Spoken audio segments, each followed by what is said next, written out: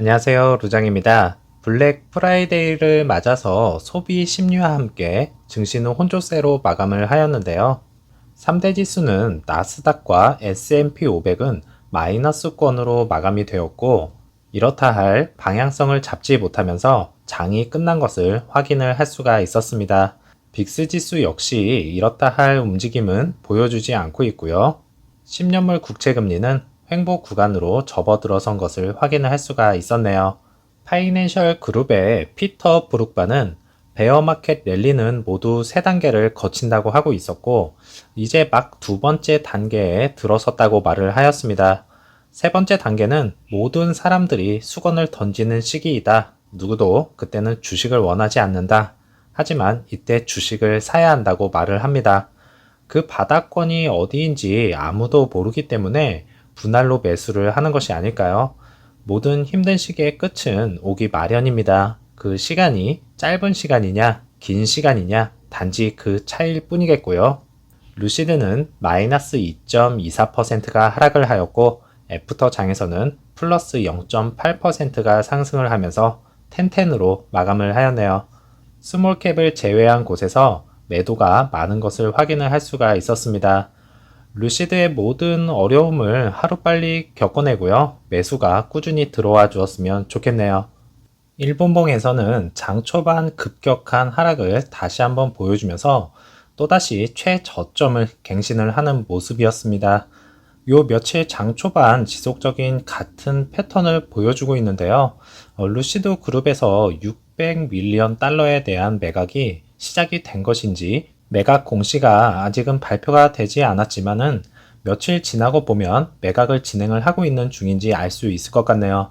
그리고 내부자 거래를 찾아보니까 지난 9월 달에 세금 명목으로 주식을 판 것 이외에는 특이 사항은 아직 발견이 되지 않은 상태이고요. 무언가가 발견이 되면 바로 언급을 해드리도록 하겠습니다. 루시드 그룹은 한 주 동안 마이너스 11%가 하락을 하면서 마감이 되었네요.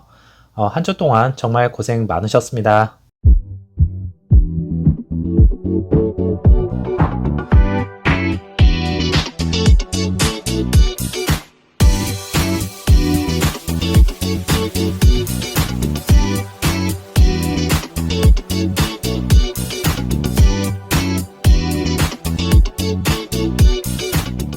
블랙 프라이데이를 맞아서 루시드 직원분들의 조촐한 파티를 볼 수가 있었는데요. 일이 힘이 드셨는지 한 여성 직원분의 힘든 모습이 그대로 포착이 되었습니다. 힘내시기 바라겠고요. 요 며칠 전 OTA 소프트웨어 업데이트가 왜 안 되는 것일까? 이렇게 의문을 제기를 하였었는데요. OTA 업데이트가 다시 활성화가 되었습니다. 이번 시리우스 XM 버전이 업데이트가 되었지만 많은 분들이 이것보다는 애플 카플레이가 업데이트가 되기를 간절히 바라고 있었고요. 소유자분들도 그것을 원하는 것을 알 수가 있었습니다. 다음에는 애플로 업데이트가 되기를 바라겠습니다. 애플이 맨체스터 유나이트 인수에 관심이 있다는 내용이 있었는데요. 맨체스터 공동 구단주인 에이블람 글레이저가 플로리다주 웨스트팜 비치에 있는 자신의 집 근처에서 깜짝 인터뷰를 하였고요. 루시드도 깜짝 출연을 하였는데요. 아쉬운 것은 루시드가 전체적으로 계속 나왔으면 하는 아쉬움이 많이 남았고요. 후면부 루시드 로고라도 나와서 간접적으로 홍보를 해주었으면 하는 두 번째 아쉬움이 있었습니다. 애플과는 전략적으로 대안을 찾고 있다고 언급을 하였네요. 루시드가 이번 블랙 프라이데이에서 바닥에서 구매를 해야 하는 것일까요? 첫 번째로 수익성이 높은 EV 부분에서 저평가된 초성장 기업이라고 말을 하고 있으면서 엄청난 매출 성장 잠재력을 가지고 있고 결국 높은 수익을 올릴 것으로 내다보고 있었는데요. 대량 생산할 수 있는 능력을 설명을 했으면서 향후 몇 년 동안 배송이 급증을 할 것이고 또한 내년 생산 예정인 뉴 SUV를 보유를 하고 있는 중입니다. 앞으로 수익은 크게 증가를 하여서 주가를 크게 상승시킬 것이다 이렇게 말을 하고 있었네요. 현재 루시드는 스펙 IPO 이전의 가격에 중심으로 거래가 되고 있으면서 열악한 가격 조치에도 불구하고 지금이 이 주식을 사고 싶을 때라고 말을 합니다. 인베스터들은 5, 60불대에서는 탐욕스러웠고 뭐 누구나 그랬듯이 더 올라갈 것이다 이렇게 생각을 하였었고요. 뭐 저 역시도 그렇게 생각을 하고 있었습니다. 어디가 고점인지 아무도 모르고 저점이 어디인지 아무도 모르기에 10불에서 지금은 많은 사람들이 두려워하고 있으면서 현재의 하락 잠재력은 미미하며 주가는 곧 회복될 것이라 이렇게 말을 하고 있었네요. 이미 수천 대의 차량을 또한 생산을 하고 있으면서 향후 몇 년 동안 운영을 크게 확장해야 하고 주식은 극적으로 과매도가 되었습니다. 수익을 크게 늘려서 견고한 수익성 잠재력을 보여주고요. 향후 몇 년 동안 주가를 상당히 높일 것이다 이렇게 또다시 말을 하고 있었네요. 예상 수익은 올해 약 750밀리언 달러를 가질 수가 있겠고요. 내년 매출은 약 2.6 빌리언 달러로 급증을 할 것으로 예상을 하고 있는데요. 아직은 뭐 딜리버리 문제로 인해서 걱정이지만 내년에는 순조롭게 딜리버리가 될 것을 예상을 하고 있는 것으로 보면 되겠습니다.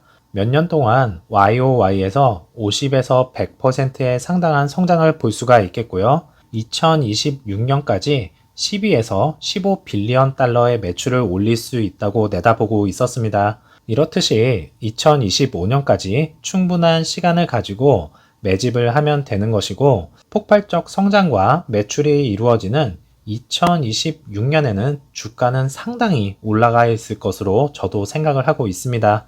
회사는 수익성 잠재력을 지속적으로 개선을 하면서 수년 동안 수익을 계속 성장시킬 수 있는 특별한 잠재력을 가지고 있고 루시드는 젊은 회사이고 테슬라 및 기타 최고의 신생 EV 제조업체와 마찬가지로 루시드는 수익성이 없는 단계를 거쳐야 한다는 점을 기억을 해야 되겠지만요. 회사의 규모의 경쟁 역량이 향상됨에 따라 루시드는 향후 몇 년 동안 점점 더 수익성이 높아질 것입니다. 루시드 주가는 향후 몇 년 동안 어떤 모습일지 간략하게 살펴보면요. 2023년부터 점차적으로 수익이 늘어나는 것을 볼 수가 있겠고요. 다른 지표만 보더라도 상당히 좋은 흐름을 보여줄 것을 알려주고 있으면서 많은 분들이 가장 중요시 여기는 주가 2023년에는 21불, 2024년에는 47, 그 다음에 2025년에는 80불, 2029년에는 236불을 예상을 하고 있었습니다. 그러면 평단이 10불에서 20불 사이면 2029년까지 10배 이상의 수익을 낼 수 있는 것인데요. 거기에 복리까지 합치면 엄청난 수익이 보장이 되는 것을 알 수가 있겠습니다. 또한 루시드 모터스만의 주가이기 때문에 ESS 저장 시스템이 결합이 된다면 그 이상을 바라볼 수도 있다는 개인적인 생각입니다. 우리가 이걸 바라고 힘들어도 기업이 잘 성장해 주기만을 또 바라고 있는 것 아니겠습니까? 연간 40만 대의 차량을 생산만 할 수 있다면 향후 몇 년 동안 막대한 수익 달성을 할 것이면서 사우디 팩토리와 함께 연간 50만 대의 차량을 생산할 계획입니다. 이 두 곳을 합치면 35에서 40 빌리언 달러의 매출을 달성을 할 수 있을 것이면서 예상보다 더 빠르게 수익을 확장할 수 있는 것입니다. 하지만 어디에서나 리스크는 있기 마련인데요.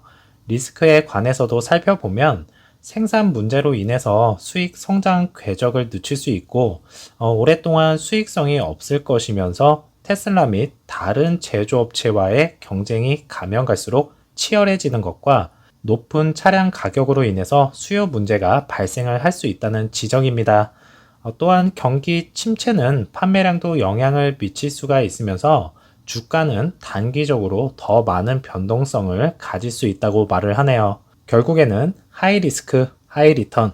스타트업 기업으로서 투자 위험도는 상당히 높지만 잘 극복하고 이겨낸다면 결국엔 높은 수익률로 다가와 줄 것이면서요. 앞으로 힘든 여정들이 많이 남아있지만 잘 극복해 나갈 거라 생각됩니다. 루시드를 바라보고 있는 제가 생각하는 주식 투자는 주가를 보면서 하락을 할 때 식겁하면서 야수의 심장으로 매수 버튼을 누르고요. 투기가 아닌 장기 투자자로 기업을 바라보면서 버티는 것이 주식 투자인 것이라 생각합니다. 힘든 시기인 만큼 다들 힘내시기 바라겠고요. 즐거운 주말 보내시고 다음 영상에서 찾아뵙겠습니다. 감사합니다.